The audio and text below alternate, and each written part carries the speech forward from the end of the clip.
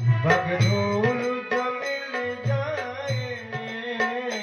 जय हो श्री राधे।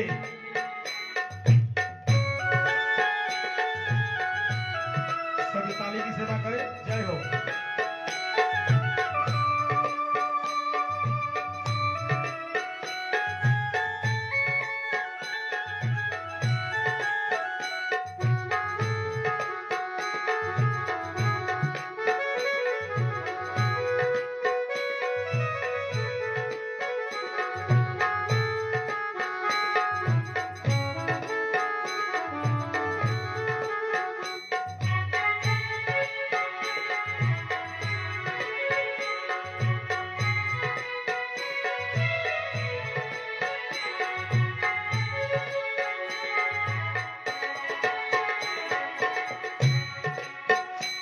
नजरों से गिराना ना, जितना सजा देना।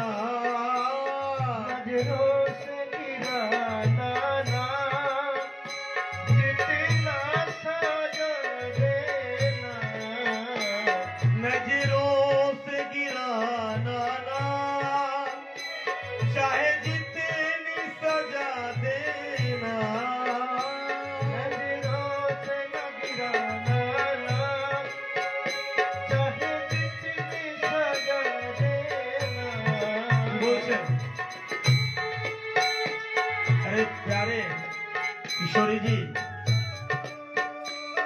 ये जीव कितने भी भूल करें, आपके इसी चरणों में इतनी प्रार्थना करूं, कभी आपकी नजर से गिरा मत देना।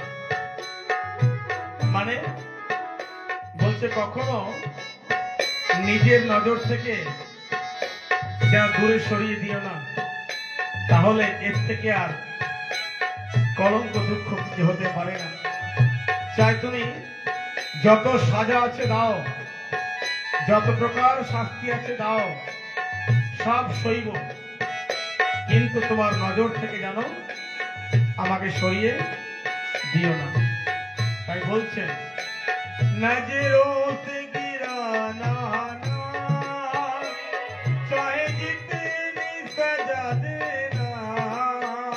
नजरों से न गिराना ना, चाहे जितनी सजा देना। नजरों से जो गिर जाए, नजरों से जो गिर जाए। नजरों से जो गिर जाए, नजरों से जो गिर जाए। मुश्किल ही संभल पाए। मुश्किल ही संभल पाए। বলছে রাধে, একবার যদি কেউ তোমার নজর থেকে পড়ে গেছে, সে খুব মুশকিল সামলাতে পারে, তাকে সামলানো সম্ভব কোনোভাবেই নয়।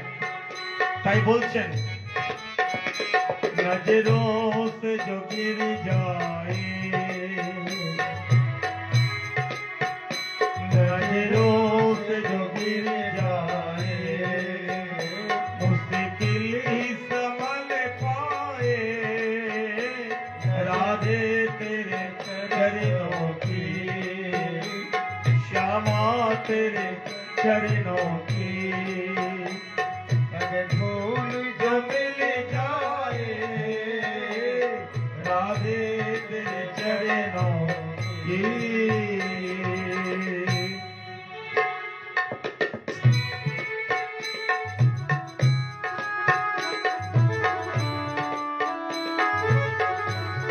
हरि बोल श्री राधे।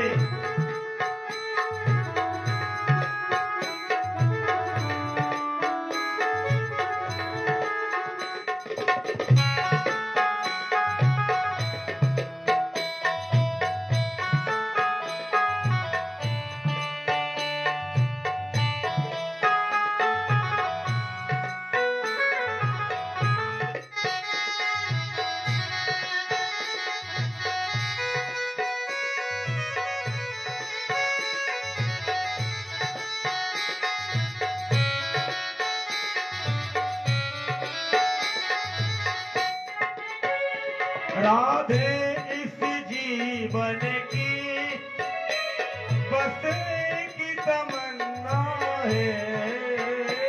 राधे इस जीवन की बस एक तमन्ना है। राधे इस जीवन की बस एक तमन्ना है।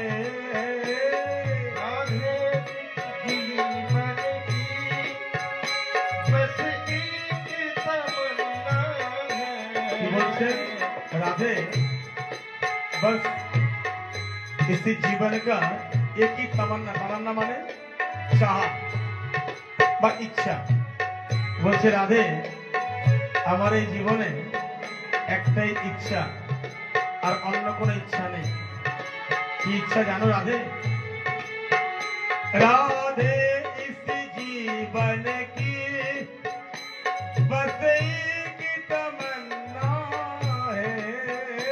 राधे इस जीवन की बस एक तमन्ना है। तुम सामने हो मेरे, तुम सामने हो मेरे, तुम सामने हो मेरे, तुम सामने हो मेरे। मेरा दम ही निकल जाए, दम निकल जाए, मेरा दम ही निकल जाए। दम निकल जाए। राधे तेरे चरणों की क्षमा, तेरे चरणों की मखदूर जो मिल जाए। राधे तेरे चरणों की क्षमा, तेरे चरणों की मखदूर जो मिल जाए। सच कहते हो मेरी, सच कहते हो मेरी, तकदीर बदल जाए। राधे तेरे चरणों की क्षमा, तेरे चरणों की राधे तेरे चरणों की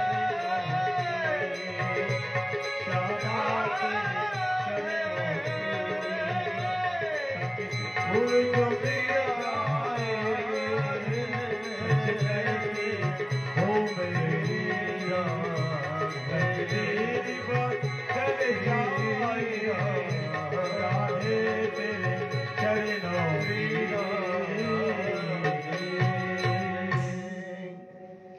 जय जय श्री राधे, जय जय श्री राधे, जय जय श्री राधे।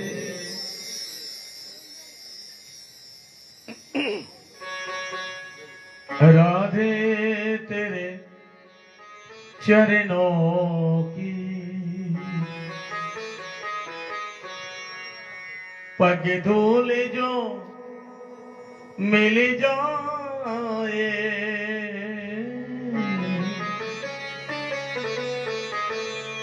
सच कहती हूँ मेरी, तकदीर बदल जाए। राधे तेरे चरणों की श्री गंगा जी का तट हो, यमुना का बंसी बट हो, मेरा सावरा निकट हो। जब प्राण तन से निकले, इतना तो करना स्वामी, जब प्राण तन से निकले,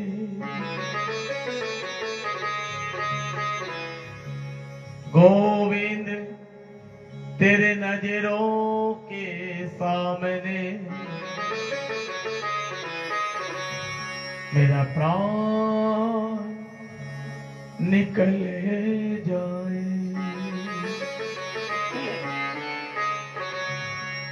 हे ठाकुर, আমি তোমার কাছে কিছু চাই না। শ্রী রাধে, আমি তোমার শ্রীপাদ পদে প্রার্থনা করি আমি রুক্মণী হয়ে। আমি বাস্তব বলি, আমি জীব, আমি অহংকারী জীব। তাই রাধে, তোমার শ্রী যুগল চরণে আমার প্রার্থনা,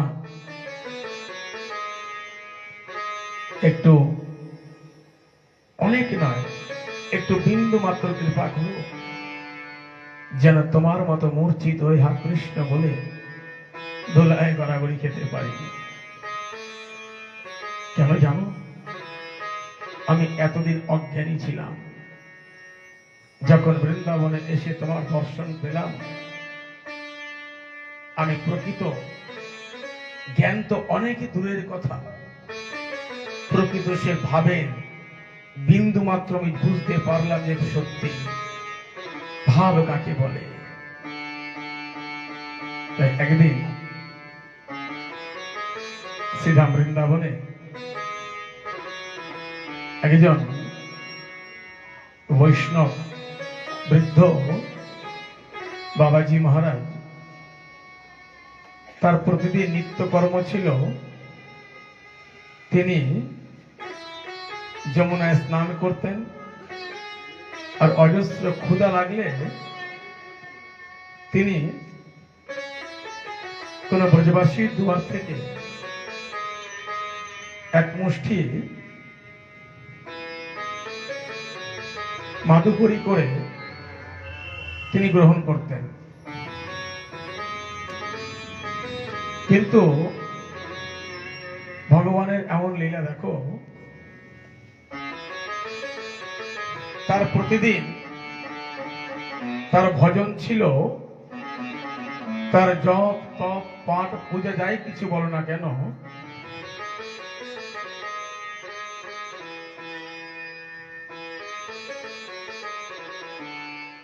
প্রতিদিন তিনি রুদন করতেন। রুদন মানে কান্না।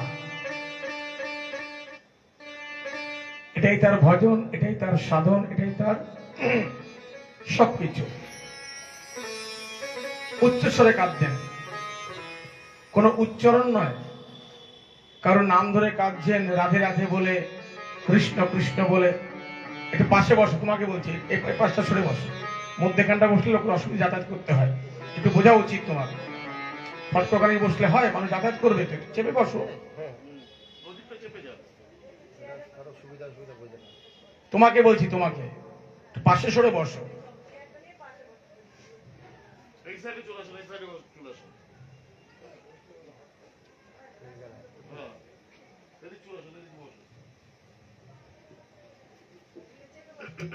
সবাই যদি কথার ভাব বুঝতো তাহলে তো হয়েই যেত। কেউ আসে টাইম পাস করতে, কেউ আসে দেখতে, কেউ আসে শুনতে, কেউ আসে জানতে, কেউ আসে বলতে। অত সহজ নয় সবার মধ্যে ভক্তি তত্ত্বকে প্রবেশ করানো। যে প্রসঙ্গটা কি চলছে তাকে ভাবার বিষয়। একটা গভীর তত্ত্ব প্রসঙ্গ, এর ভাবটা কোথায় এটা বুঝতে হবে আগে। কি বলছিলাম যেন? রোদন করছেন বৈষ্ণব। তিনি কিন্তু উল্লেখ করছেন না কি রাধে বলে কাঁদছে, কি কৃষ্ণ বলে কাঁদছে, কোন নাম নেই, রোদন করে যাচ্ছেন। সেবা কুঞ্জে আমার শ্রীমতী রাধারানী এবং যশোদানন্দন কৃষ্ণ যুগলে বিরাজমান। শ্রীমতী রাধারানী বলছেন, কৃষ্ণ দেখো দেখো আমার একটু কর্ণের শব্দ পৌঁছাচ্ছে, সম্ভবত কোন একজন বেদনাদায়ক ভক্ত। কি বলছেন? বেদনাদায়ক ভক্ত বোধহয় কোনো কষ্টে আছে, তিনি রুদন করছেন, যাও যাও তার সমস্যা কি দেখে এসো। ভগবান বলছে আমি তো শুনতে পাইনি কে রুদন করছে। রাধারানী বলছেন তুমি শুনবে কেমন করে, জানবে কেমন করে, মা তো হওনি, সন্তানের ব্যথা তো মাই বুঝে, তুমি বুঝবেটা কি? শোনো, যমুনা পুলিনে যাও, গিয়ে দেখো একজন রুদন করছে, তাকে জিজ্ঞেস করো তুমি কেন কান্নাকাটি করছো।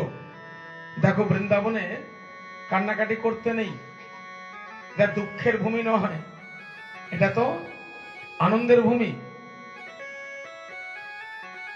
যখন শ্রীমতী রাধারানীর আদেশ পেয়ে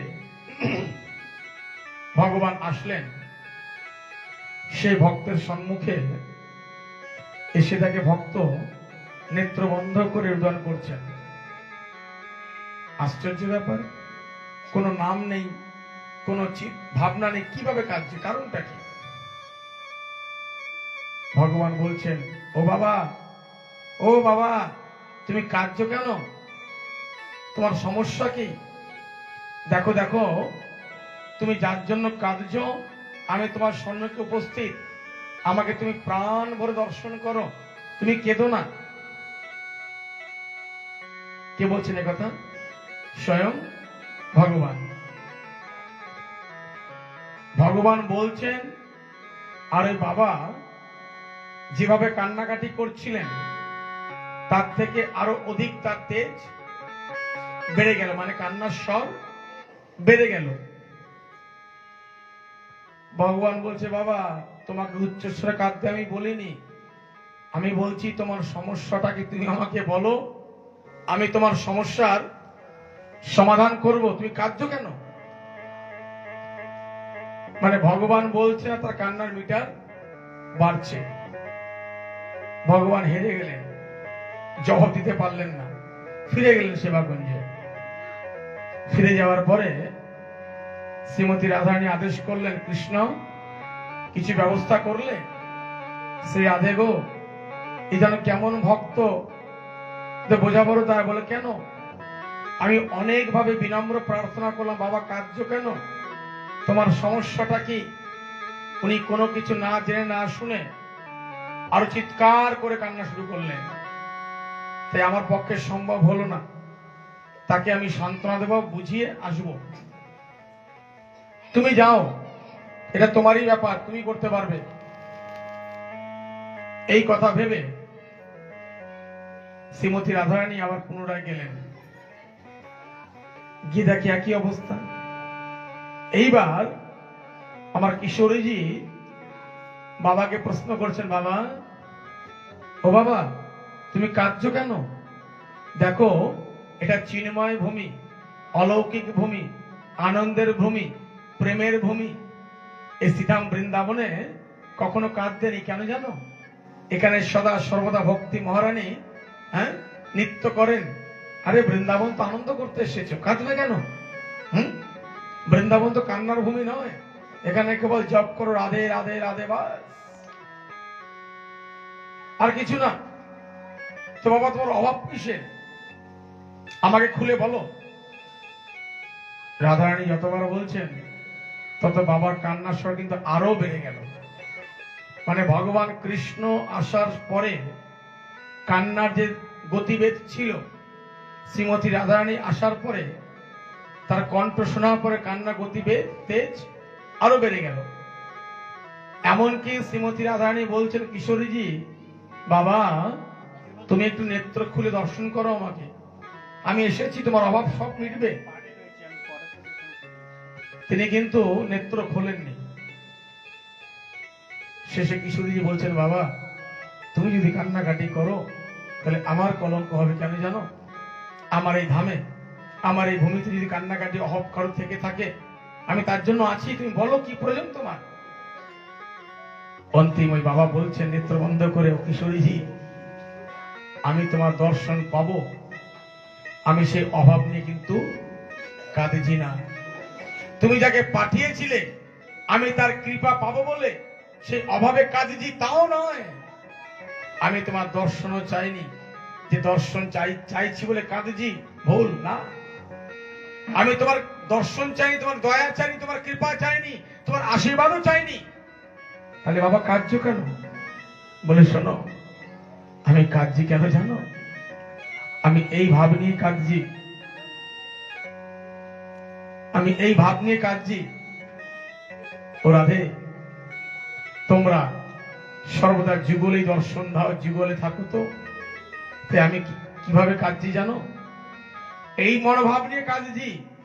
আর অন্তর আত্মার মধ্যে এই চিন্তা, এই বেদনা, এই কষ্ট, এই ভাবে বিভোর হয়ে আমি উদান করছি। রাধে গো, যেদিন আমার প্রাণ পাখি, যেদিন আমার এই প্রাণ পাখি শেষ যাত্রায় এগিয়ে যাবে, সেদিন তোমরা যুগলে যে যেখানে থাকো না কেন, ওই যুগল চরণে কৃপা থেকে যেন বঞ্চিত না করো, এই মনোভাব নিয়ে আমি উদান করছি। আমি যেখানে যেভাবেই থাকি, যেন অন্তিম সময় যেন তোমার যুগলের চরণে কৃপা মস্তকে নিয়ে আমি তোমার ধামে পৌঁছতে পারি, এই মনোভাব নিয়ে আমি কাজী। রাধে, কিশোরজি বলছেন, বাবা আমি কথা দিলাম তোমাকে, আমি কথা দিলাম, যেদিন তোমার প্রাণ পাখি শেষ যাত্রায় নৌকোয় এগিয়ে যাবে, সেদিন এই জগতে আর কেউ থাকবে না। তুমি প্রাণ ভরে দর্শন করবে, আমি তোমাকে আমার কৃপারূপী বিমানে বসিয়ে তোমাকে সিধা বৃন্দাবনের ধুলায় আমি স্থাপিত করব। তবেই তো বলেছেন, অঙ্গে মেখে না হরে এই না ব্রজের ধুলা, ওরে ধুলা নাই, ধুলি নাই, গোপী পদরেণু, গোপী পদরেণু, অঙ্গে মেখে না হরে এই না ব্রজের ধুলা। এই দোলা গিয়ে যদি পরে গঙ্গা জলে, পরে গঙ্গা জলে, আবার গঙ্গা পবিত্র হয়, শ্রীমদ্ ভাগবতে বলে, ভাগবতে বলে, অঙ্গে মেখে না হরে এই না ব্রজের ধুলা। কিশোরীজি, যেন এই দেহটা তোমার যেন ধুলাতেই থাকে, আমার আর কিছু চাই না। যেন বৃন্দাবনে তোমার ধুলি করার যেন বাইরে না যায়। রাধে, যদি কীট পতঙ্গ পোকামাকড় যদি আমাকে করতে হয়, তাহলে তুমি তোমার বৃন্দাবনে ধামে করো কেন জানো? তাহলে ভাববো কি, দর্শনে স্মরণে তোমার চিন্তায় নিজেকে সমর্পিত করে ধন্য মনে করব। তাই রাধে গো, একটাই নিবেদন, একটাই প্রার্থনা, যেন কখনো যুগল চরণ ছাড়া মনে করে দিও না। আমি ওই চরণের অভিলাষী, আমায় চরণ ছাড়া ছাড়া করো না হে, বলি তোমার কাছে আমার এই মিনতি, যেন ওই চরণে আমার থাকে মতি। ওহে দয়াল,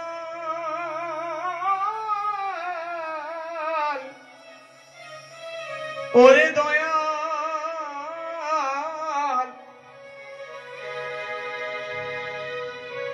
আমায় চরণ ছাড়া চরণ ছাড়া করো না হে। বলে প্রভু যেন ওই চরণে থাকে মতি, ওই যুগল চরণ যেন আমি ধরতে পারি, যেন ওই চরণে থাকে আমার রতি। বলে ওই চরণে রতি থাকলে তবেই আমার মতি আসবে, আর মতি হলে তবেই তো আমি মুক্তি পাবো, আর মুক্তি তবেই পাবো যখন নিজেকে মুক্ত করতে পারবো। তাই তোমার কাছে প্রার্থনা, তোমরা যুগল চরণ কৃপা থেকে যেন বঞ্চিত আমায় করে দিও না। আজ এই কথা বলে রুক্মিণী মহারানী জগৎকে শিক্ষা দিলেন, দেখো হে প্রেমীয়,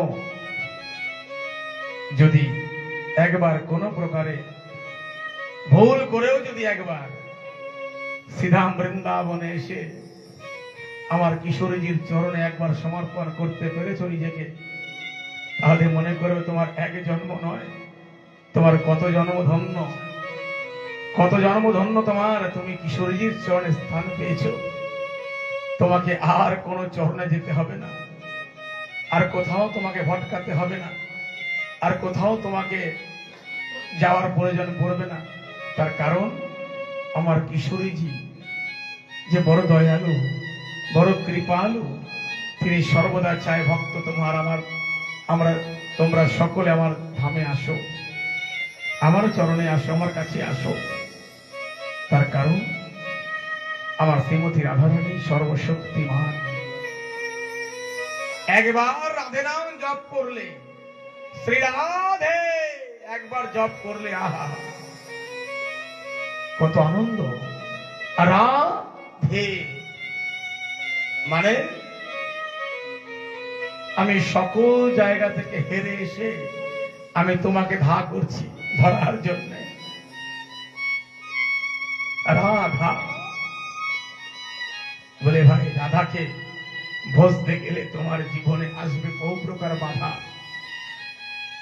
আর এই বাধাকে অতিক্রম করতে আসলে মানব জীবনে আসবে আধা, আর আধাকে অতিক্রম করতে পারলে আসবে ধারা, আর ধারাকে অতিক্রম করতে পারলে আসবে রাধা।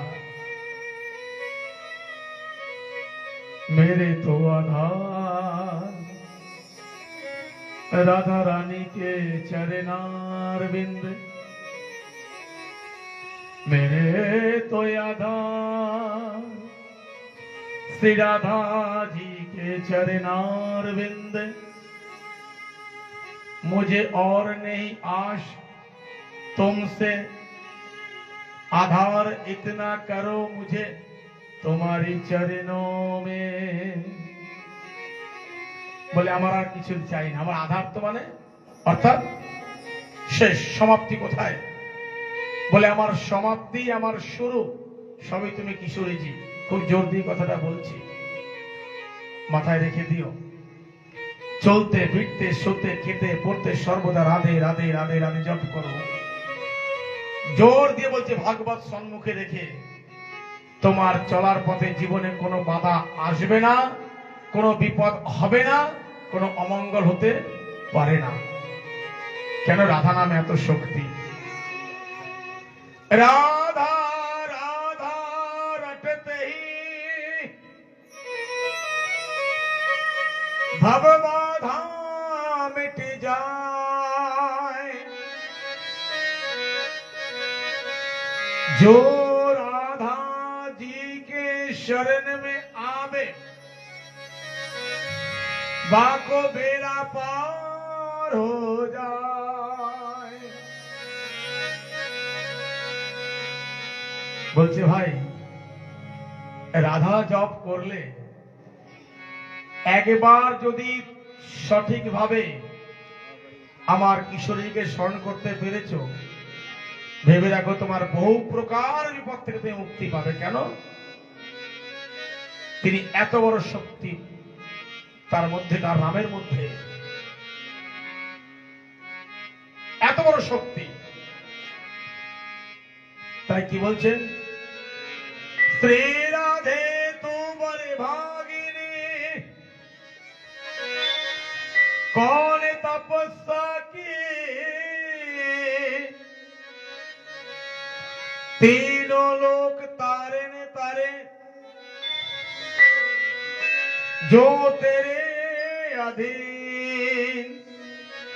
মানে কি বলছে, তিন লোক তারেন তারে মানে স্বর্গ মর্ত পাতাল। এই তিন লোকের যে মালিক, এই ত্রিলোকের যে মালিক, সেও তোমাকে স্মরণ করে। এত বড় শক্তি রাধা নামে। কথা মিলিয়ে নেবে, কিচ্ছু করতে হবে না। তুমি চলছো, ফিরছো, শুতো, সর্বদাই অন্তরে রাধে রাধে রাধে রাধে রাধে রাধে রাধে জপ করবে। একটা আলাদাই শক্তি তোমার মধ্যে জাগবে। প্রেম সে বলো। আজ এইভাবে সুখদেবজি বলছে, রাজেন, রাধা নামের মহিমা, বৃন্দাবন ধামের মহিমা বিশ্লেষণ করে নিবেদন করে রুক্মিণী মহারানী শিক্ষা পেলেন। এইবার রুক্মিণী মহারানী পুনরায় ফের শিক্ষা অর্জন করে দ্বারকায় এসে যুগল রূপে সেখানে বিরাজমান। হঠাৎ একদিন ভগবান চিন্তা করলেন, দেখো আমাকে খুব শীঘ্রই স্বধাম গমন করতে হবে। তার পূর্বে একটা সুন্দর লীলা ভগবান শিক্ষা দিলেন জগৎকে। কি শিক্ষা? বলছে, দেখো শ্রীমদ্ ভাগবতে আমরা একাদশ স্কন্ধে দর্শন করতে পারি, যার নাম ছিল দৈত্যাতীর্থী মহারাজ। কি নাম? দৈত্যাতীর। কি নাম? দৈত্যাতীর মহারাজ, যিনি 44 প্রকারের গুরু করেছিলেন। কত প্রকার?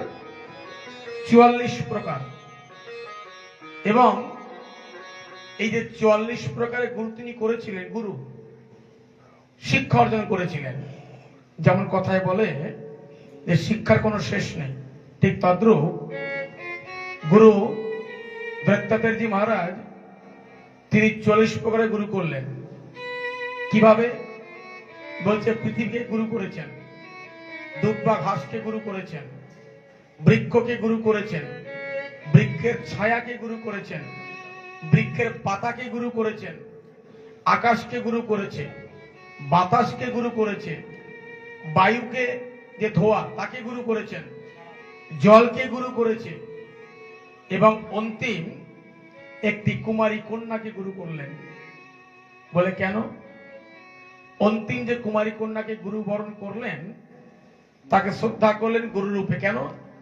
বলছে, যখন একটি কুমারী কন্যা যখন তার অবস্থা সম্পূর্ণ তৈরি হয়, মাতা পিতা তাকে যোগ্য বরের হাতে বিবাহ সম্পন্ন করে বিদায় করে দেন, তখন সেই কুমারী কন্যাটি একদিকে রুদন করেন, বিয়োগের রুদন। কোন রুদন? বিয়োগ মানে আমি যে মাতা পিতার কাছে মানুষ হলাম, বড় হলাম, আমি সেই মাতা পিতাকে পরিত্যাগ করে আমি একটি অন্য ঘরে যাচ্ছি, সেখানে বাসা বাঁধব। একদিকে তিনি কান্না করছেন এই বিরহ জ্বালাকে তৈরি করে, আবার একদিকে তিনি অন্তরের মধ্যে একটু আনন্দ উপভোগ করছেন, আমি আমার স্বামীর ঘরে ফিরে যাচ্ছি, আমি আমার নিজের ঘরে ফিরে যাচ্ছি। এই ঘরটা তো আমার নয়, এটা তো আমার অতিথিশালা ছিল, আমার তো নিজের ঘরে আমার নিজে ফিরে যেতে হবে। তাই কেউ কদিন আগে যায় আর কেউ কদিন পরে যায়। দত্তাত্রেয়জি মহারাজ সেই কুমারী কন্যাকে গুরু বরণ করে শিক্ষা নিলেন যে দেখো, এই কুমারী কন্যাটি জগৎকে শিক্ষা দিচ্ছে, দেখো যে তোমার কিন্তু আসল বাড়ি কিন্তু ওইটা, এই বাড়ি তো তোমার সে বাড়ি নয়। আসল বাড়ির ঠিকানা খুঁজে পেয়েছো ভাই, সেই ঠিকানায় খুঁজে যদি যেতে পারো তাই, এ বাড়ি তোমার বাড়ি নয়, সে বাড়ি তোমার। অর্থাৎ আমাদের বাড়ি কোথায়? বলে আমরা সবাই কিন্তু সেই কুমারী কন্যাটির মতন। বোঝা গেল? যতক্ষণ পর্যন্ত আছি, ভালো মন্দ খাচ্ছি, আমার আমার করে আসক্তি করছি, যখন আমাদের সম্পন্ন হবে আমি আমার নিজের বাড়ি ফিরে যাব। সুখদেবজি বলছে, রাজেন, এইভাবে দত্তাত্রেয়জি মহারাজ সেই 44 প্রকার শিক্ষাকে অর্জন করলেন। কিন্তু এখানটায় বলছেন যে 44 প্রকার শিক্ষা অর্জন করেছে ঠিক, বিভিন্ন ভাবে, কিন্তু প্রকৃতভাবে তিনি 24টি গুরু করেছিলেন। কটা? 24 আর 44। তার ধ্যানের দ্বারা 44 আর ভাবের দ্বারা 24 শিক্ষা অর্জন করে এখানে কি পাচ্ছি আমরা? বলছে একজন সাধু, আমরা বলি না যে সাধু বৈষ্ণব ইত্যাদি, বলছে প্রকৃত একজন আগে মানুষ হতে হবে। মানুষ হয়ে মানবতার পরিচয় দিয়ে তবে তুমি সাধু হও, চাই বৈষ্ণব হও, চাই তুমি মহৎ ব্যক্তি হও না কেন, আগে নিজের মানবতার পরিচয় তুমি দাও, তবে তুমি মানুষ। তাই কথায় বলে না যে মানুষ হয়ে দিস না ব্যথা, যে ব্যথা কি, যে ব্যথা সহ্য করা বড় দায়। এ ব্যথা তো সেই ব্যথা নয় যে ব্যথায় কি, কোন ব্যথা? বলে আমরা ব্যথা পাই, দেখবে লক্ষ্য করে, একটু সংসার থেকে আঘাত পেলাম, তাই না? তো আঘাত সংসার থেকে পেলাম, পাওয়ার পরে বিরক্ত হয়ে যাই, ভগবান এই আর বাঁচতে চাই না, আমাকে নিয়ে নাও, যন্ত্রণা সহ্য হয় না। একটা কথা বলি,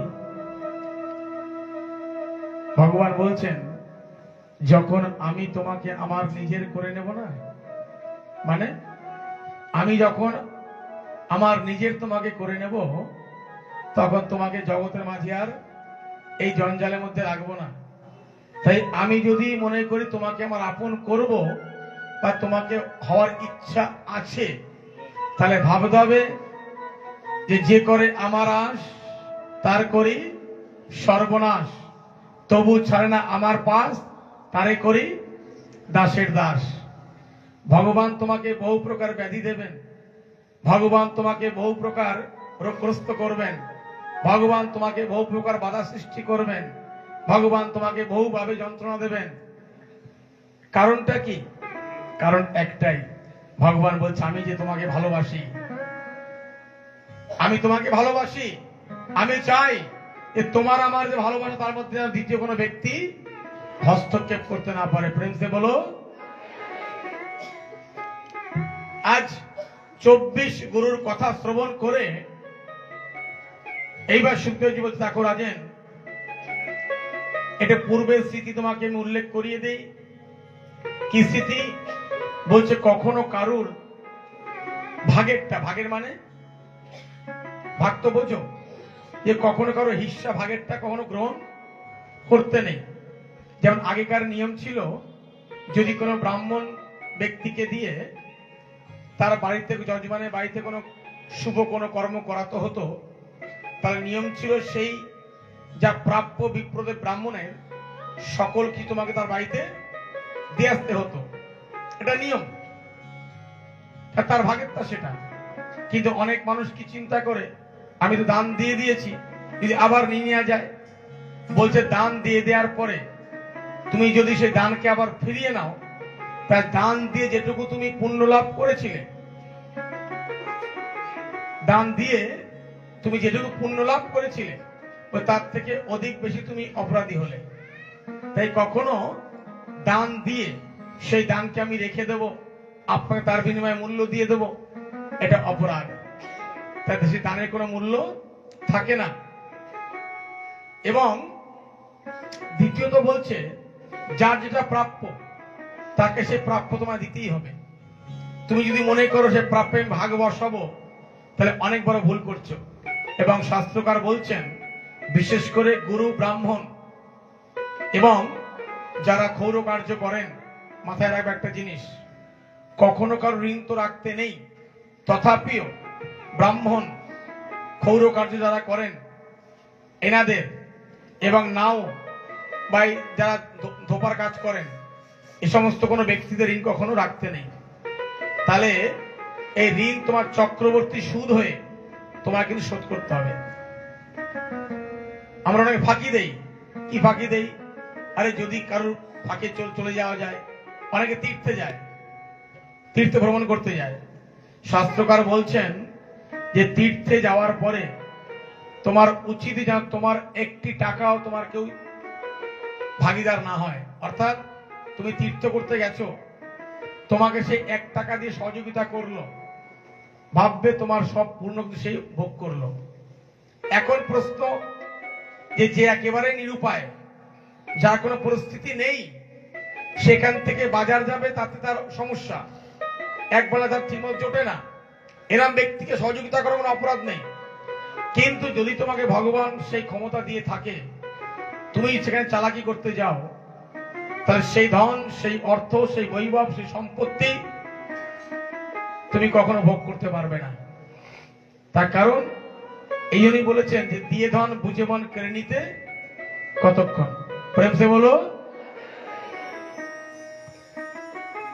এবং খুব বাস্তব কথাগুলো বলছি।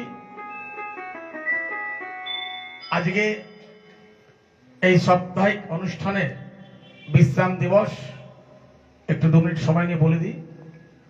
7 দিন ব্যাপী, গত 1 তারিখ থেকে শুরু হয়েছিল, আজকে 7 তারিখ।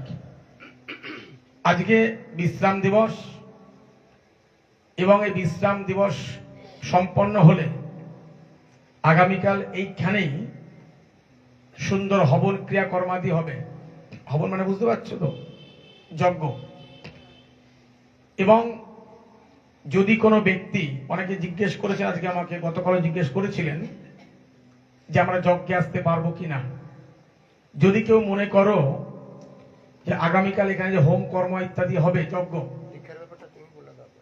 যদি কেউ যোগদান করবে যজ্ঞেতে, তাহলে অবশ্যই সকাল 9টার মধ্যে তাকে স্নান করে এখানে শুদ্ধ বস্ত্র পরিধান করে উপস্থিত হতে হবে। যদি যজ্ঞে কেউ যোগদান করতে চাও বা আহুতি দিতে চাও, এবং তার জন্য তোমাকে সুন্দর একদম কম 100 গ্রাম ঘি আনতে হবে, সাথে পরিষ্কার ভালো ঘি। আর যদি মনে করে থাকো বিশ্বাসী মিলায় বস্তু তর্কে বহুদূর, যে তোমার কোনো মনে আশা আকাঙ্ক্ষা আছে বা বাসনা আছে, যজ্ঞ ভগবানের প্রতি বিশ্বাস রেখে 5টি ফল সুন্দর দেখে কিনে নিয়ে আসবে, নিয়ে এসে এখানে যজ্ঞে আহুতিতে বসবে, এবং তোমার মনে যা আশা আছে কাউকে প্রকাশ না করে সেই ফল 5টি, আমাদের এখানে আচার্যবর আছেন পুরোহিত মশাই পণ্ডিতজি, উনি বৃন্দাবন থেকে এসেছেন, ব্রজবাসী ওখানকার, উনি যজ্ঞ করাবেন। এবং সেই ফল তোমার মনে যা যা আশা আকাঙ্ক্ষা আছে কাউকে ব্যক্ত না করে স্মরণ, যজ্ঞ ভগবানকে স্মরণ করে তুমি যজ্ঞ আহুতি দেবে। অবশ্যই যজ্ঞ ভগবানের কৃপায় তোমার সে মনোবাঞ্ছনা পূর্ণ হবে। আগামীকাল তিথিটা কি? ভীম একাদশী। যদি কেউ আসতে চাও, এবং অবশ্যই এই 7 দিনের পরে যে লেখাই আছে শ্রীমদ্ ভাগবত সপ্তাহ ভক্তি জ্ঞান যজ্ঞ, এবং এই যজ্ঞেতে যদি সামিল হতে পেরেছ, তাহলে মনে করবে 7 দিন শ্রবণ করা যে পূর্ণত্ব লাভ, তা আমরা এখান থেকে পুরো ফল পেতে পারবো। কেন এমনি 2 দিন 3 দিন 5 দিন 1 দিন পাঠ শ্রবণ করা, ওটার মহিমা আর 7 দিন সপ্তাহের মহিমা সম্পূর্ণটা কিন্তু আলাদা বলছি। এবং এই যজ্ঞে সামিল হয়ে যোগদান করবে, এবং কালকে এখানে দীক্ষার কার্যক্রম রাখা হয়েছে।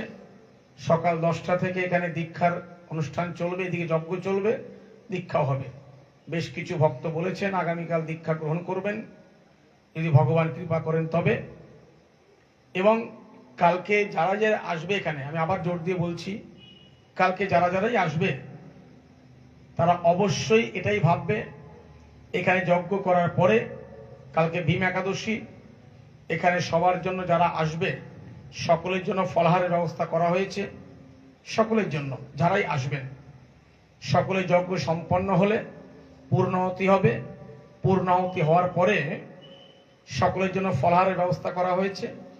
সকলে একাদশী প্রসাদ পাবে এবং আগামী পরশু অর্থাৎ রবিবার সকলকে বলছি আমি, যারা কথাতে আসতে পারোনি, পাঠে আসতে পারোনি, বিভিন্ন অসুবিধা ছিল, বিভিন্ন কাজ থাকতেই পারে, তাই সকলকে আমি বলছি কেউ কোনো লজ্জা বা সংকোচ না করে আগামী রবিবার এখানে দ্বাদশীর পারণ এবং প্রত্যেকে আসবে দুপুরবেলা 12টার মধ্যে। সকলকে এখানে প্রসাদের ব্যবস্থা করা হয়েছে এবং পেট ভরে তৃপ্তি সহকারে সকলে প্রসাদ পাবে। কিন্তু এটা ভেবো না যে শটে খিচুড়ি লাবড়া তৈরি, এখানে তা নয়। হয়তো ভাবতে পারো যে দ্বাদশী কি খিচুড়ি লাবড়া খাওয়াবে কিনা, তা কিন্তু নয়। সুন্দর বিভিন্ন ব্যঞ্জন ব্যবস্থা করা হয়েছে এবং তৃপ্তি সহকারে পরশুদিন রবিবার সবাই আসবে, প্রসাদ পাবে। তারপরে তুমি তোমার বনগায়, আমি আমার যাত্রাপথে এগিয়ে যাব। যেহেতু 12 তারিখ থেকে আমার প্রোগ্রাম আমার মহারাষ্ট্রে আছে, ওখানে যেতে হবে, আগে আরো প্রোগ্রাম আছে। যাই হোক, এবং আশা রাখি সকলে আসবে। আর এখন যে প্রসঙ্গে প্রবেশ করব, আমি সবার শ্রীপাদ পদে বিনম্র নতমস্তকে প্রার্থনা করি একটু চঞ্চল চিত্ত শান্ত হয়ে বসবে। আর মাত্র 1 ঘন্টা আসতে, এবং তাহলে সময় কটা বললাম? 9টা। সবাই যজ্ঞের জন্য 9টার মধ্যে উপস্থিত হবেন এবং যারাই কালকে দীক্ষার জন্য আগ্রহী ছিলেন তারা প্রত্যেকে সকাল 10টার মধ্যে উপস্থিত হবে।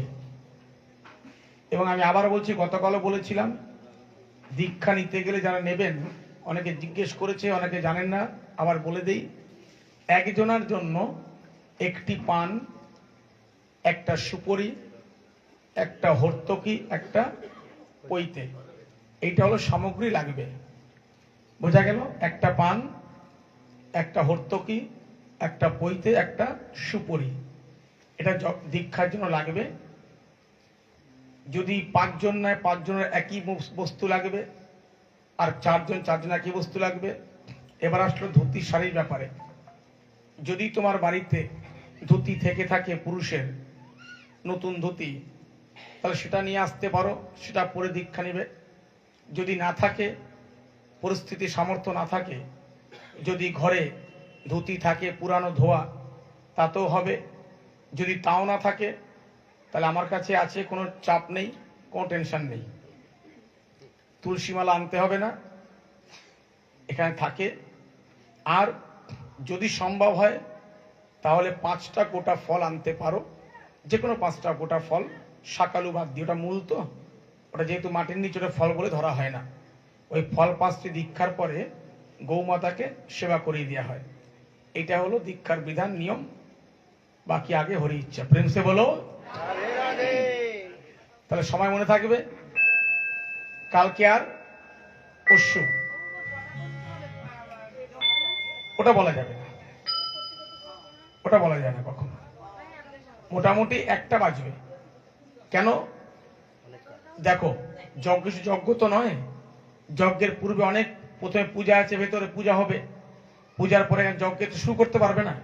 যজ্ঞের নিয়ম আছে, বেদি শোধন করা, তার যে কাটে সে কাঠকে শোধন করা, সংকল্প করা, যিনি মুখ্য যজমান তাকে দিয়ে শোধন করানো, সংকল্প করানো, তারপরে অগ্নি প্রজ্বলিত করা, তারপরে একটা একটা করে আহুতি দেয়া।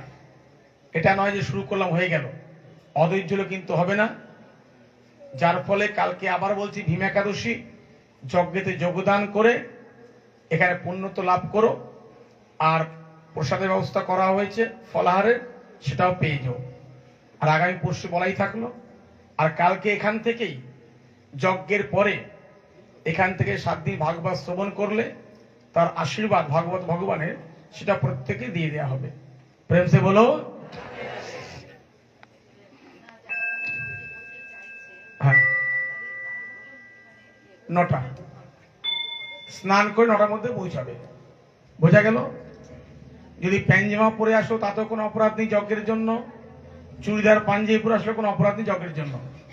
যে ধুতি পরে আসবে আসতে পারো, খালি লুঙ্গিটা বাদ দিয়ে আসতে। এইবার যে প্রসঙ্গে আমি প্রবেশ করতে চলেছি। আমি আবার বলছি সকলকে জোড়হাত করে, এই প্রসঙ্গ শুরু করলে যদি কেউ চলে যাবে চলে যাও, মাঝখান দিয়ে যেও না, কেন গভীর তত্ত্ব প্রসঙ্গ, একটু বিঘ্ন ঘটলে তোমার কিছু হবে না, নিজে মনটা খারাপ লাগবে। তাই সুখদেবজি বলছে, রাজেন, সেই পূর্বে ভগবানের একজন পরম মিত্র ছিল, কি নাম? সুদামা। অনেকে জানে যে সুদামা গরিব, কিন্তু ভুল। সুদামা কখনো গরিব ছিলেন না। হয়তো সুদামা তার কাছে অর্থ না থাকতে পারে, কিন্তু তিনি মন থেকে অনেক বড় ধনী ছিলেন। কেন? বলে তিনি কৃষ্ণ নামের ধনী, কৃষ্ণ প্রেমের ধনী। তা কোনো একদিন ভগবান যখন রাজা হলেন, আসতে যারা যাবে চলে যাক,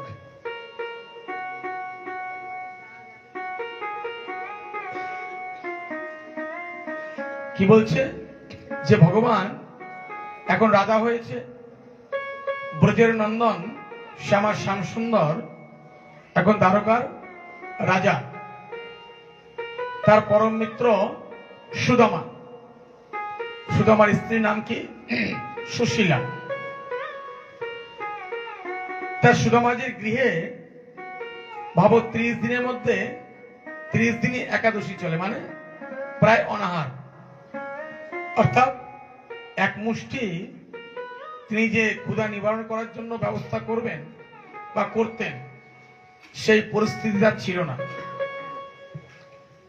এইভাবে দিন চলতে চলতে একদিন সুশীলা তার স্বামীকে আদেশ করলেন, দেখো, তুমি না বলতে তোমার পরম মিত্র আজ কিনা তিনি দ্বারকার রাজা।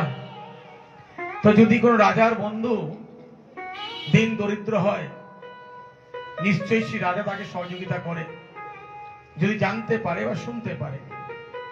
হয়তো রাজা জানেন না যে আমার সে বাল্যকালের পরম মিত্র তিনি খুব দরিদ্র অবস্থায় জীবনযাপন করছেন। সুশীলা বলছেন, দেখো দেবী, প্রভু, তুমি একটু কষ্ট করে দ্বারকায় যাও না, দ্বারকায় গিয়ে তোমার যে পরম মিত্র তুমি তাকে নিবেদন করো, অবশ্যই তিনি কোনো ব্যবস্থা করবেন।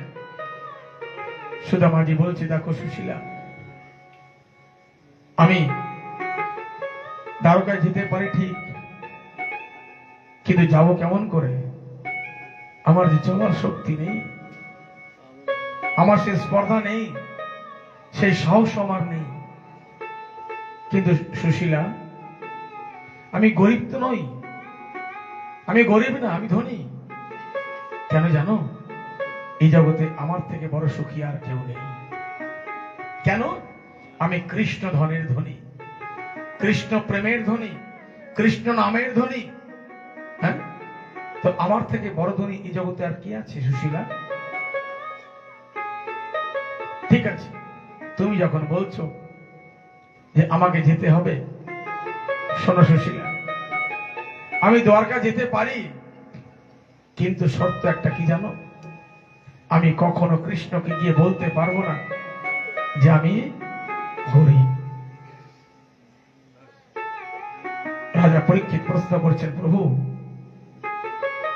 সুদামা তো ভগবানের পরম মিত্র ছিল, তাহলে তিনি গরিব হলেন কেন? তার অর্থ সম্পদ নেই কেন? বৈভব বৈশিষ্ট্য নেই কেন? বলছে, দেখো, কথায় বলে কি, লোভে পাপ, পাপে মৃত্যু। কখনো কারোর ভাগের টাকা কখনো গ্রহণ করতে নেই। কারণ পূর্বকালে রাজেন, কৃষ্ণ আর সুদামা গুরুদেবের গুরুগৃহে, গুরু বিশ্বামিত্রের পাঠশালায়, কি নাম ছিল? একেই বলে শ্রোতা, সন্দীপনী মুনি। এটাই ভালো লাগে শুনে। অধ্যয়ন একেই বলে। একেই বলে অধ্যয়ন। যে তোমরা যে ভাবুক শ্রোতা, ভালো লাগে। এই যে মনে রেখেছ, সন্দীপনী মুনি, সন্ধি না সান্ধি, সন্ধি শব্দ নয়, সান্ধি মানে যার হৃদয় চিত্তে বহুরূপ জ্ঞান, জ্ঞানের ভান্ডার, তাকে সান্ধি পরিমাণে পাওয়া, অযাচিত পাওয়া। সে সান্দীপনী মুনির আশ্রমে কৃষ্ণ সুদামা অধ্যয়ন করতেন শিক্ষা। তো একদিন গুরুদেব বলছেন, কৃষ্ণ একটা কাজ করো, তোমরা একটু বাগানে যাও, বাগানে বনে গিয়ে একটু সমিধা নিয়ে, সমিধা মানে কি? কাঠ, সমিধা নিয়ে এসো, রন্ধন হবে। আর যতক্ষণ তোমরা না আসবে আমি কিন্তু ভোজন করব না। কিন্তু শোনো কৃষ্ণ সুদামা, তোমরা তো বালক অবস্থায় ক্ষুধা লাগতে পারে, তাই কাজ করো, আমি তোমাদের দুজনকে, দুই ভাইকে দুমুষ্টি চানা দিলাম। চানা মানে ছোলা দিলাম, তোমরা ক্ষুধা পেলে দুই ভাই একসাথে খেয়ে নিও।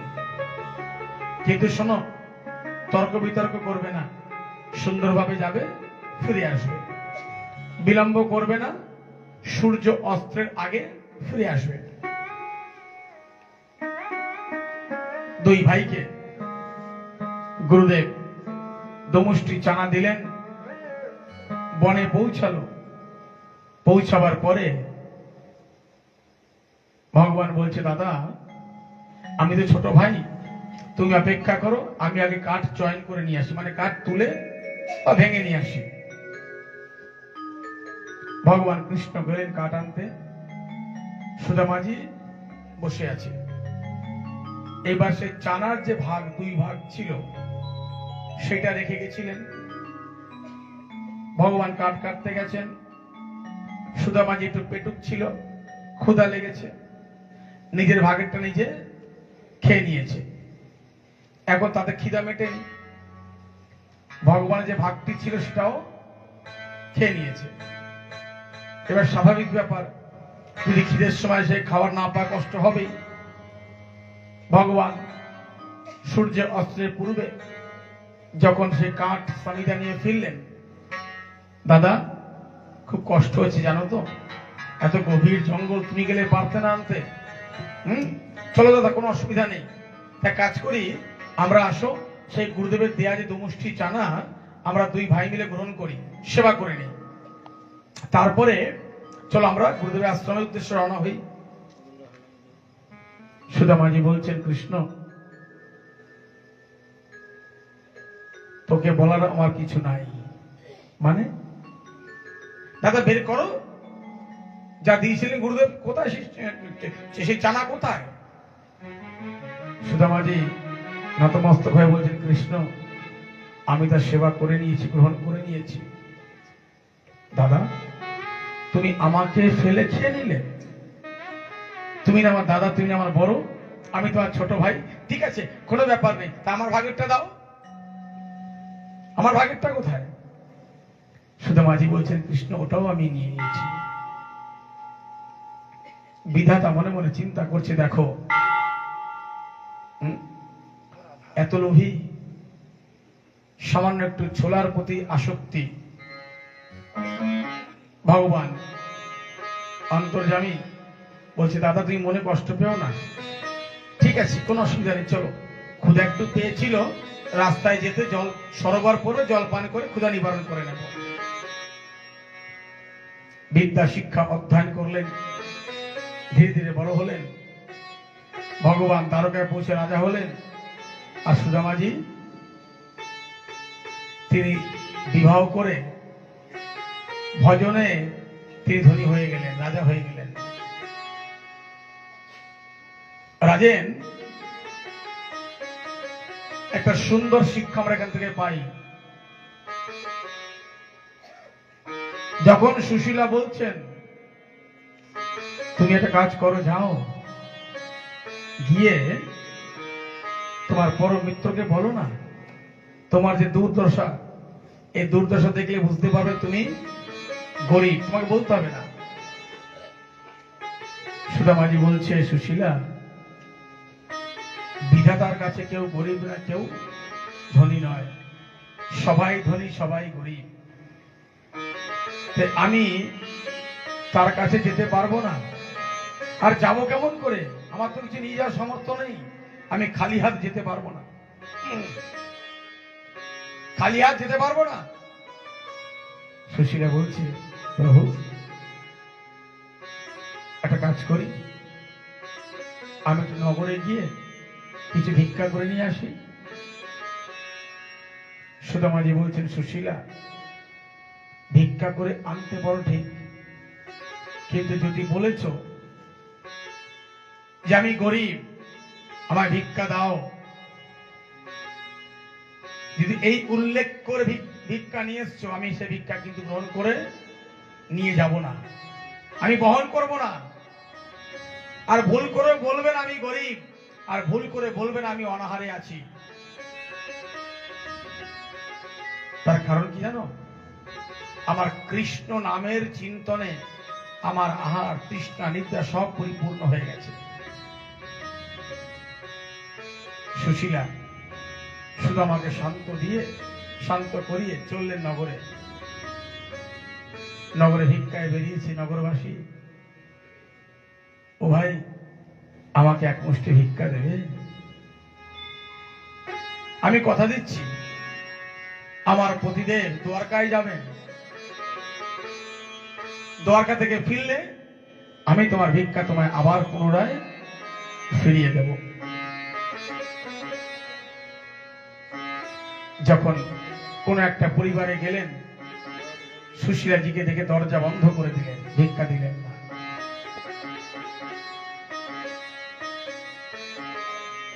আরেক বাড়িতে গেলেন, ও ভাই, কেউ আছো বাড়িতে? আমাকে এক মুষ্টি ভিক্ষা দেবে? আমি দ্বারকায় যাবে আমার পতিদেব, দ্বারকা থেকে ফিরলে আমি তোমাদের ভিক্ষা আবার পুনরায় ফিরিয়ে দেব। সেখানেও দরজা বন্ধ, ভিক্ষা পেলেন না। সকাল থেকে দুপুর হয়ে গেল, এক মুষ্টি ভিক্ষা সুশীলার কপালে জুটল না। সন্ধ্যা প্রায় হয়ে আসে, সুশীলা বুক পাছড়ে পাছড়াহা, হে বিধাতা, এ কি তোমার লীলা? সকলেই কি নিষ্ঠুর, তুমিও নিষ্ঠুর। এক মুষ্টি ভিক্ষা আমার কপালে জুটল না। বুক পাছড়ে পাছড়ে রুদন করে প্রার্থনা করছেন বিধাতার শ্রীপাদ পদ্মে। সন্ধ্যা হওয়ার পূর্বে একটি গৃহেতে প্রবেশ করলেন। ও দেবী, ও দেবী, আমাকে একটু ভিক্ষা দাও। আমি কথা দিলাম, আমার স্বামী দ্বারকায় যাবে, ওখান থেকে ফিরলে আমি তোমাদের আবার পুনরায় সে ঋণ শোধ করে দেব। আমি কথা দিচ্ছি, তোমার ঋণ আমি রাখবো না, ঋণ পরিশোধ করে দেব।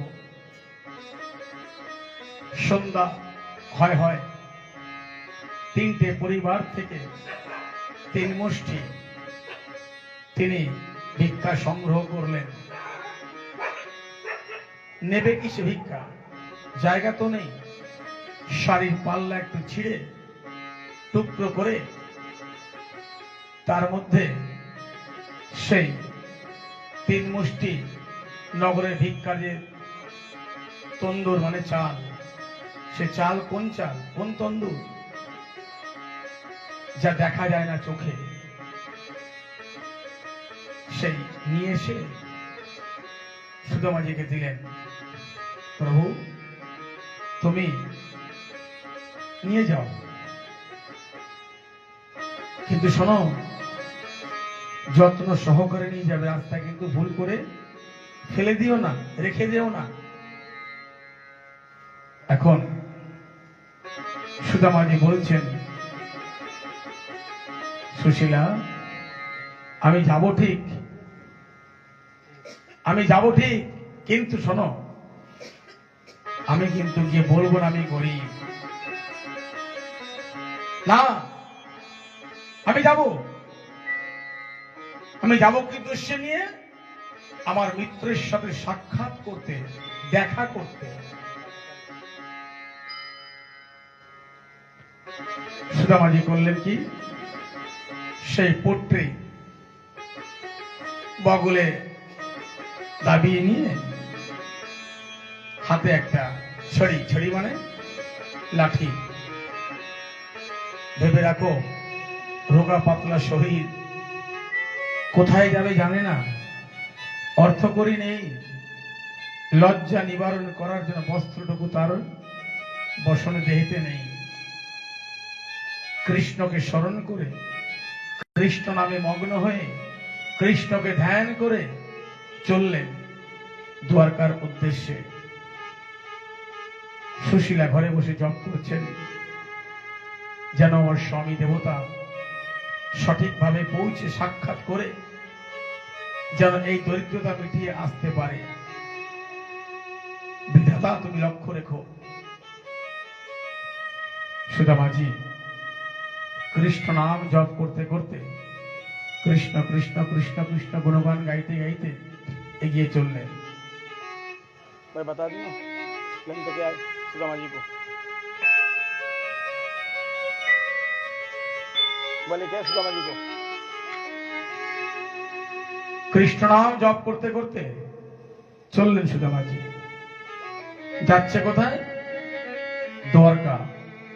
কোন পথে যাবে, কেমন করে যাবে, কিভাবে যাবে, কতদিন লাগবে, কত সময় লাগবে, তা কিন্তু নিজেও জানেন না।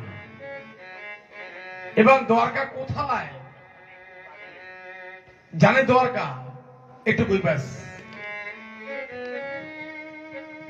একদিন পার হয়ে গেল, দুদিন পার হয়ে গেল, 3 দিন পার হয়ে গেল, চলছে চলতে চলতে চলতে চলতে পায়ে পাদুকা নেই, সর্বদেহে বস্ত্র ঠিক মতো নেই, ক্ষুধা ভর্তি দেহ, প্রাণ, পেট, মন, পিপাসায় পরিপক্ত জলপান করার পরিস্থিতি নেই। কিন্তু যাচ্ছে কোথায়? দ্বারকায়।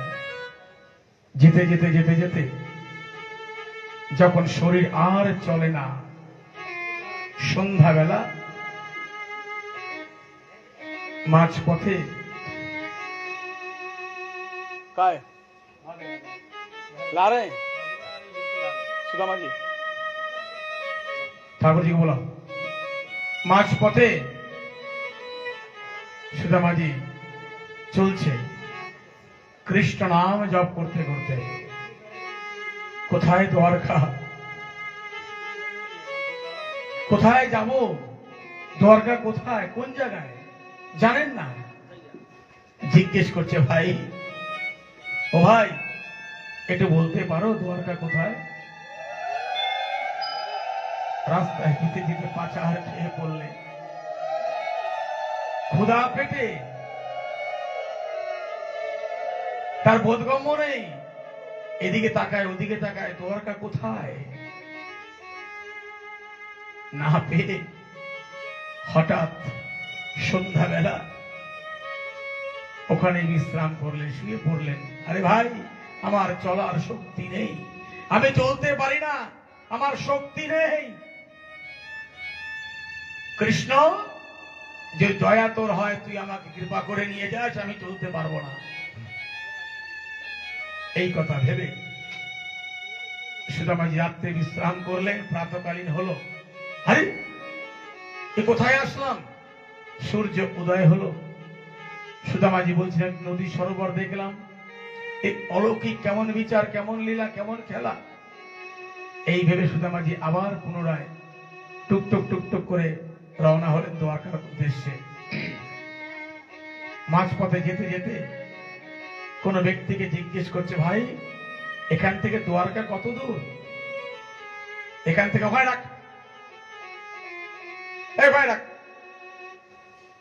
এখান থেকে দ্বারকা কত দূর? বলছে, ভাই একটুখানি এগিয়ে যাও, দ্বারকা দেখতে পারবে। একটুখানি এগিয়ে গেলি যেই ধীরে ধীরে ধীরে দ্বারকা পথে এগিয়ে চলেছেন, হঠাৎ দ্বারকায় পৌঁছে যখন দেখছে বিশাল এক প্রাসাদ, ও হরে কৃষ্ণ, তুই তো আমার বাল্যকালের সখা ছিলি, আরে বাহ। যখন সুদামাজি প্রবেশ করতে যাবেন, দ্বারপাল তাকে বাধা সৃষ্টি করলেন, এই শোনো, ভেতরে প্রবেশ করতে পারবে না। বলে কেন? বলে এখানে কোনো গরিব দুঃখী ভিখারির কোনো প্রবেশ নেই, এখানে প্রবেশ আছে কাদের? রাজা মহারাজাদের।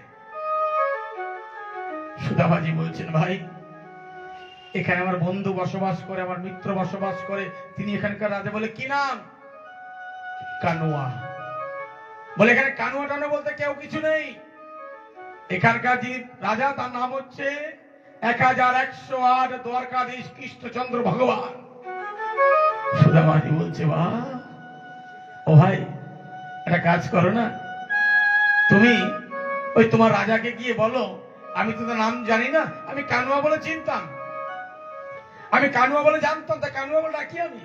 একটা কাজ করো, তোমরা কি একটু বলে দাও তোমার রাজাকে যে শুনলাম একজন বিপ্রদেব নাম সুদামা প্রভু আপনার সাক্ষাৎ করার জন্য দুয়ারে অপেক্ষা করে আছে। যেই দ্বারপাল গিয়ে বললেন, প্রভু নাম সুদামা, বিপ্রদেব দুয়ারে দাঁড়িয়ে আছে আপনার সাক্ষাৎ করার জন্য। এই শোনা মাত্র প্রভু ছুটে গিয়ে একেবারে ধেয়ে, কোথায় তার উত্তরীয়, কোথায় তার কি ভক্ত ভগবান কি। আজ সুদামাজি কে দর্শন করে ভগবান তাকে নিয়ে সঙ্গে সঙ্গে তার সিংহাসনে বসালেন। যে সিংহাসনে ভগবান বিরাজমান, আজ সেই সিংহাসনে আমার দাদা সুদামাকে বিরাজ করলেন। দাদা বসো, বসো দাদা বসো। ভগবান নতমস্তক হয়ে সুদামাজির চরণতলে বসে আছেন। দাদা, ও দাদা, কথাবার্তা পরে হবে, দাদা কেমন আছো বলো, ভালো আছো তো? কৃষ্ণ, আমার মতো আনন্দপ্রিয় ব্যক্তি আর দ্বিতীয় কেউ নেই। শোন, ভালো আছি, তুই ভালো আছিস তো? বলে হ্যাঁ ভালো আছি। আরে রুক্মিণী, দেখছো কি কথাবার্তা পরে, আগে পাত্র নিয়ে এসো, দাদার চরণ ধৌত করতে হবে। আরে আগে দাদার চরণ ধৌত করো। সুখদেবজি বলছে, রাজেন আজ যাকে পাওয়ার জন্য, আজকে যাকে পাওয়ার জন্য জগৎবাসী জন্ম জন্মান্তর ধরে তিনি তপস্যা করেন, আজ তিনি কিনা বলছেন ওরে চরণ ধৌত করতে হবে, মাত্র নিয়ে আসো। আজ ভগবান রুক্মিণী মহারানী সুদামাজি চরণ ধৌত করছেন। চরণ ধৌত করে তাকে সুন্দরভাবে আজ এমন মহান, এমন কি লীলা, এমন কি কৃপা, আজ বিধাতা নিজে আজ ভক্তের চরণ ধৌত করছে।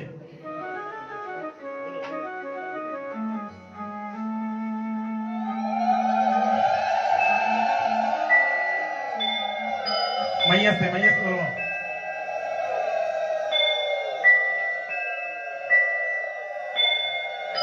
बोलिए भक्त वत्सल भगवान की जय, जय श्री राधे। आज সুদামাজিকে চরণ ধৌত করে তিলক মালা দিয়ে বরণ করে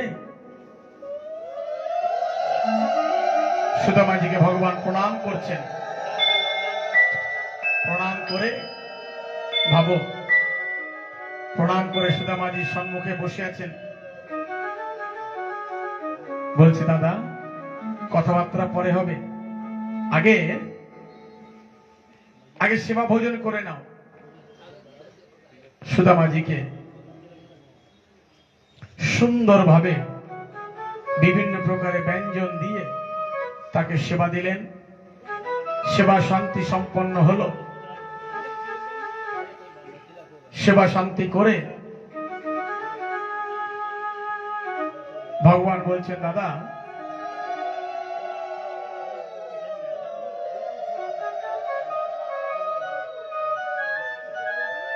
ঠাকুরজিকে মালা দিয়ে দাও, এক মালা ঠাকুরজিকে দিয়ে দাও, एक माला ठाकुर जी को दो। बोलिए भक्त वत्सल भगवान की।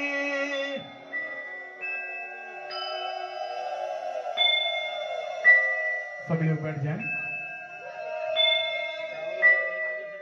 এইবার ভগবানকে সুন্দর বিভিন্ন পাখোয়ান ব্যঞ্জন দিয়ে ভগবানকে বলছিল, রুক্মিণী একটা কাজ করো, যত প্রকারের ব্যঞ্জন বানিয়েছিলে সকল ব্যঞ্জন সুশোভিত ভাবে আমার দাদার সম্মুখে নিয়ে আসো। আজ দাদাকে ভোজন করো তৃপ্তি সহকারে, দাদা বড় ক্ষুধার্ত। ভগবান রুক্মিণী মহারানী একত্রিত হয়ে সুদামাজিকে ভোজন করিয়ে সেবা শান্তি করিয়ে এখন সুন্দর আলাপচারিতা করছেন। কি আলাপচারিতা? আরে দাদা, তুমি ভালোই আছো? বলে খুব ভালো আছি। তুই কেমন আছিস? বলে খুব ভালো আছি। আচ্ছা দাদা, তুমি কি বিবাহ করেছো? বলছে হ্যাঁ রে, বিবাহ করেছি। তোর বৌদির নাম সুশীলা, তোর ভাবির নাম সুশীলা।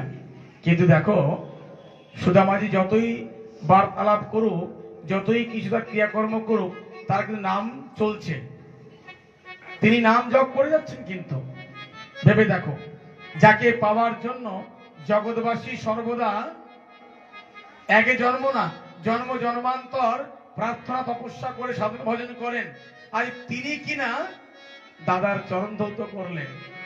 যার খোঁজে এখানে আসলেন তিনি জপ করে যাচ্ছেন অনবরত ভাবে। আরে দাদা, তুমি কি বিবাহ করেছো? হ্যাঁ, আমার তো ভাবির নাম সুশীলা। আচ্ছা শোন কৃষ্ণ, ঠিক আছে সব বাদ দে, বল তুই বিবাহ করেছিস? বলছে হ্যাঁ। ভালো আছিস? খুব ভালো আছি। আচ্ছা শোনা কথা বলি, খুব সুন্দর চাকাচাক তো ভোজন করালি, হ্যাঁ, তাহলে আমি এবার রওনা হই, আমি ফিরে যাই। যেই বলেছেন ফিরে যাই, ঠাকুরজি বলছেন, দাদা তোমার সেই বাল্যকালের চালাকি বোধহয় এখনো যায়নি। বাল্যকালের চালাকি এখনো যায়নি। আমি জানি যে আমার ভাবি মানে বৌদি এই দেওরের জন্য কিছু না কিছু অবশ্যই গিফট পাঠিয়েছে। যেই এই কথা বলছেন গিফট পাঠিয়েছে, শোনা মাত্রই সুদামাজি করছেন কি, ওই পট্টিটাকে বগলে আর লুকাবার চেষ্টা করছে, যাতে কোনো প্রকারে ভগবান দেখতে না পারে। ভগবান চিন্তা করছে, দেখো দাদার সেই বাল্যকালের স্বভাব এখনো যায়নি। দাদা তোমাকে আবার জিজ্ঞেস করি, আমার ভাবি কিছু দিয়েছে আমার জন্য? বলছে না না, কিছু দেয়নি, কিচ্ছু দেয়নি, বিশ্বাস কর, কিছু দেয়নি। ভগবান বলছে, শোনো দাদা, আমার ভাবি কখনো আমার জন্য কিছু না দিয়ে পারে না। বলছে দেখ কৃষ্ণ, ওসব বাদ দে, অন্য কথা বল। বলছে দাদা তোমাকে আমি শেষবারের মতো বলছি, বলো আমার ভাবি আমার জন্য কিছু দিয়েছে হ্যাঁ কি না? না, কিছু দেয়নি।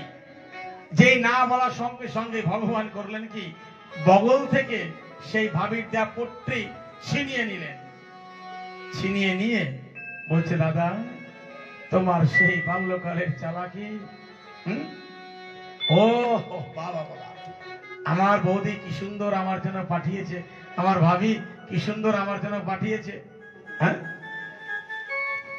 এইবার করলেন কি ঠাকুরজি, সঙ্গে সঙ্গে সেইখান থেকে এক মুষ্টি সেই ভাবির দেয়া কি তন্দুর নিয়ে মুখে গ্রহণ করে বলছে, বিধাতা আমি আজকে থেকে এই সুদামা আমার বড় ভাই দাদা বিপ্রদেব, তার যত গরিবী ছিল আমি সব কিছু দূরীভূত করে দিলাম। দ্বিতীয় মুষ্টি তুলে আবার মুখে নিয়ে বলছেন, এ বিধাতা, এই ত্রিলোকের যত ঐশ্বর্য সম্পত্তি আছে সকল আমি দাদাকে প্রদান করলাম। যেই দ্বিতীয় মুষ্টি তুলে গ্রহণ করতে গেছেন, রুক্মিণী মহারানী হাত ধরে বলছে, প্রভু সব যদি তুমি নিয়ে নাও তাহলে আমরা পাবোটা কি? এই বলে ঠাকুরজি আর তৃতীয় মুষ্টি গ্রহণ করলেন না। বলছে, শোনো রুক্মিণী, ঠিকই বলেছ। রুক্মিণী, তুমি ঠিকই বলেছ। কেন কি জানো? বলছে, সব যদি আমি নিয়ে নেই তাহলে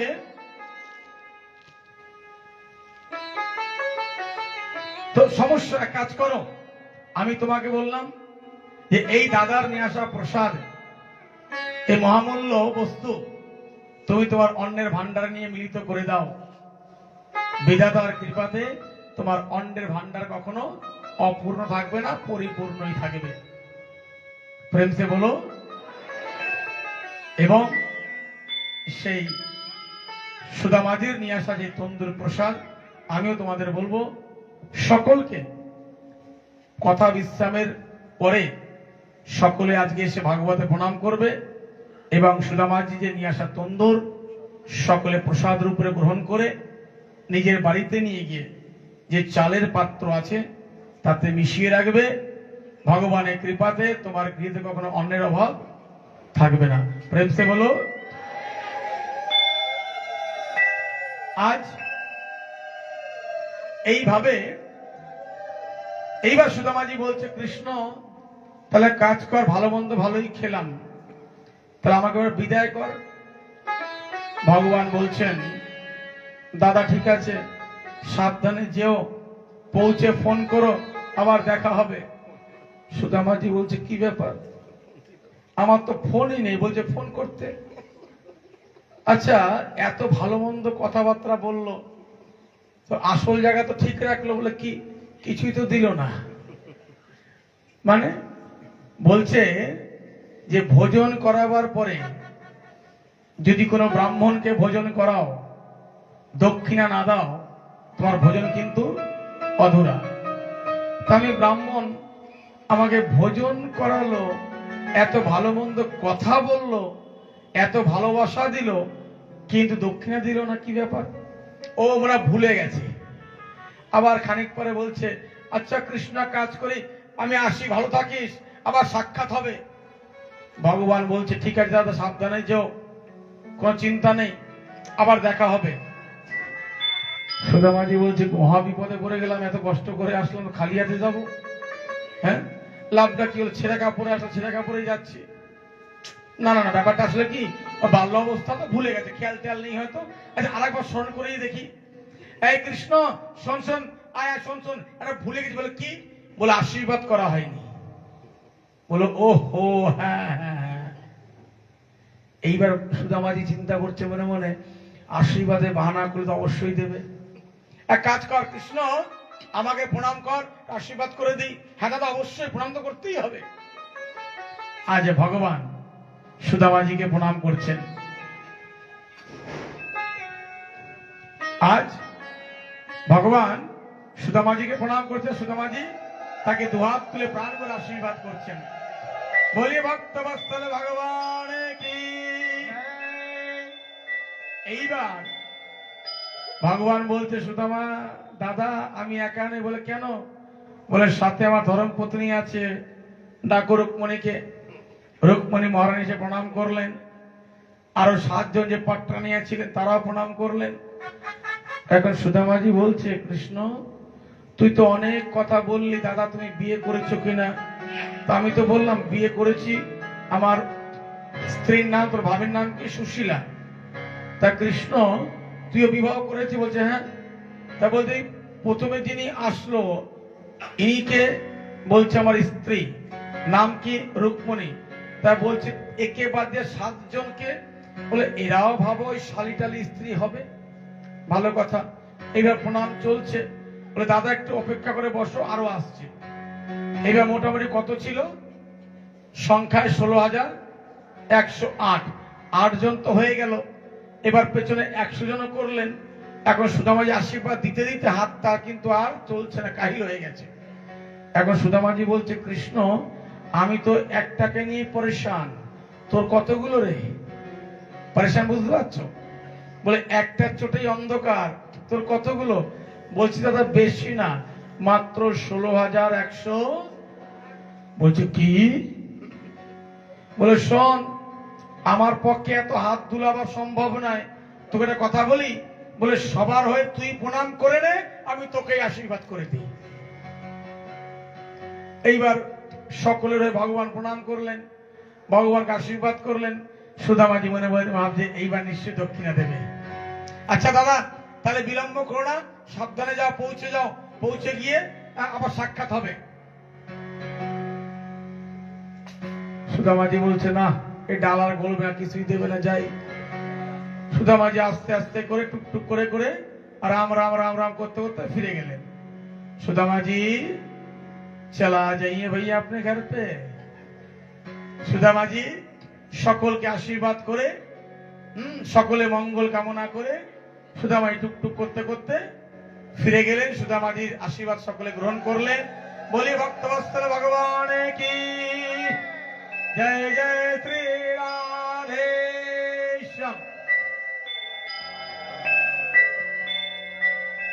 এইবার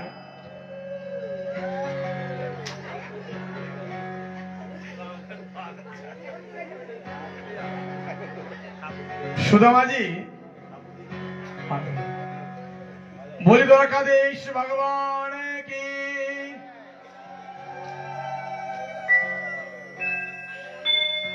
এইবার আস্তে আস্তে সুদামাজি কিছু না পেয়ে বেরিয়ে গেলেন। এখন দেখো কি হলো, সুদামাজি বাস্তব কিছু নিয়ে যায়নি, আর কিছু নিয়েও আসেনি।